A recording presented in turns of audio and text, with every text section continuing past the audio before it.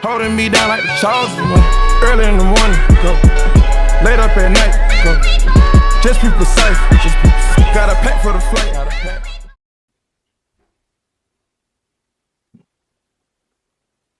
Welcome back to Life of FSO. See, I got a couple of new hats in. Actually, oh man, did a lapel, the Stang logo on it. It's pretty cool. Um, I like it. Symbolizes everything that's on the logo. Could wear it on clothing, put it on your hat. Uh, but enough about that. Social media is starting to become like the running thing. Like whatever's posted on there, people just believe it. They just take it to a whole nother level than it needs to be. Um,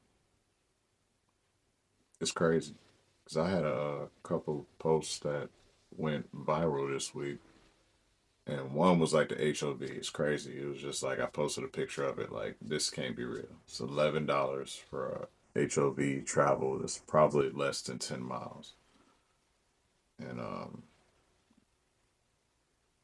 it's like you have to go that way. So it's just stuff like that. It's like the chaos, the mayhem, that's the stuff that go viral, not the real stuff that I post, and it kind of bothered me. And it's almost like people want to be first but not credible, like with their sources, or just want to take something and make it out of nothing, and it becomes a thing. Uh, and then when one person says something, like you get caught up in that algorithm, and then your stuff's all over the place, and you got random people just commenting on your posts talking about whatever, and it's quite annoying.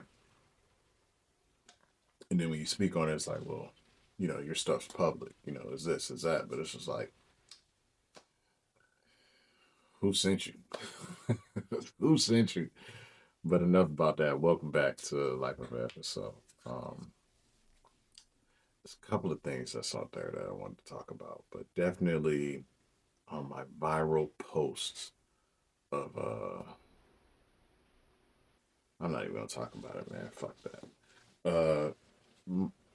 Whatever I post is my post. You know what I'm saying? Like, people will look past a caption that you post, and if you share a picture, they'll just go with that narrative. And whether it's true or it's not, you know, everyone has a voice. They probably won't say it to your face more times than others. They're not gonna make a big stink about it. If they knew you, they ain't gonna pick up the phone and call you, but they'll be quick to finger tap those or thumb tap those messages through and then send it. And yeah, it's just weird. Like I sent a post. DL Hughley even talked about this, like how we're feeding the military. Well, I'm pretty sure right now everyone's seen that post where it's like somebody's tray, and it's like this is what we're eating. But it's not so much the food service issue. It's the issue of the logistics of how they're getting the food. Like so many other variables. It's not like we just that's what we're feeding them. That might be all we have. Growing up, you didn't have the best of things, and if you did, bless you. But you might not have the best of things to feed your family. You can't feed your family steak and lobster every day. That's crazy.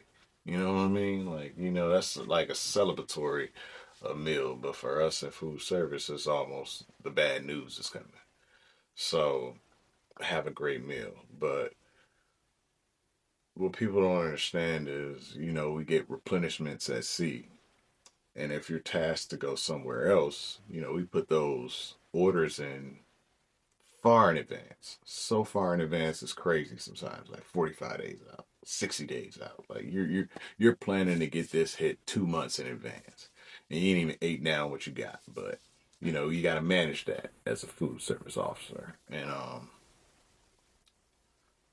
quite honestly, the mission might call you to go somewhere else, but your food order is still in B, but you got sent to D, or you got sent to A, so a country. So, like that doesn't just translate where that is. It's just going to pick up and just, make its way to the ship. No, they got to go over here now. So now you just cancel that order that's sitting on a pier waiting on you and you're going elsewhere. So it's not that we don't want to feed the crew. It's not that, we just feeding them, not the most appetizing things, but it's survival at sea.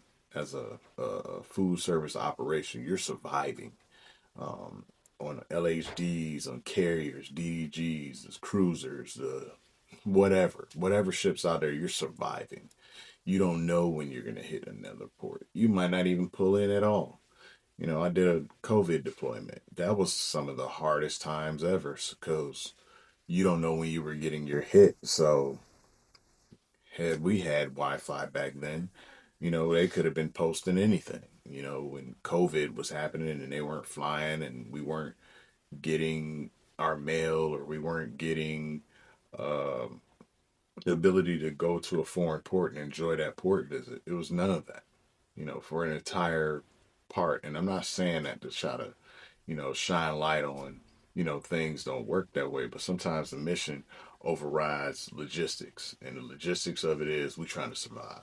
We're feeding the crew with what we have. If we don't have it, we can't just go to the store and get it. We're in the middle of the ocean. So you got to kind of understand that, have some empathy and sympathy for those sailors that's putting in that work, feeding the crew somehow, some way, with whatever they have, until we get to our next destination. And sometimes you just don't know when you're going to get your next hit because it gets canceled. So I have my heart goes out to all those warriors at sea right now, food service operations that's making it happen day in and day out. From me, and it might not mean a lot, but from me, I applaud you. Hey, you're doing a great job because a lot of people will fold, and we usually don't fold under pressure. We cook. That pressure cooker be on the entire time. The eyeglass of food service operations fleet wide. You are the one that's getting looked at maybe 3 4 times a day. So you get the criticism coming from me. You're doing a good job. Keep focused, maintain, and make it work. To my food service warrants that's out there doing it. Hey, I salute you because I know you're doing a good job. You're doing the best that you can with what you got. So drown out all the naysayers. You're superstars in my eyes. Um, and that's it. That's really all I wanted to talk about tonight. I didn't want to. I'm really kind of upset about a certain things, and you know that rubs me the wrong way. You ain't gonna talk crazy about my people, and just think that that's the standard. That's not the standard. The standard is we do the best that we can with what we got. S2 we make it happen. S5 we make it happen. That was like the household phrase on my first deployment. We make it happen with whatever we got. So hey, now now you know. Stop running with the narrative of we don't care about our military. These cooks can't cook and this and that. Maybe that's all they got. Maybe that's all they got. I heard a story when I first came into the military where a young man got his sea bag and got all his items and everything. And he got those New Balances that we all took for granted. They were terrible shoes, if you ask me. But to that one sailor, that was his first pair of shoes in a long time, and he took care of them. And it was just the small story like that. It's like that's crazy, to somebody, from the unknowing person. They're like, damn, that's your first pair of shoes, man. You like 18 years old, like brand new, yours, yeah.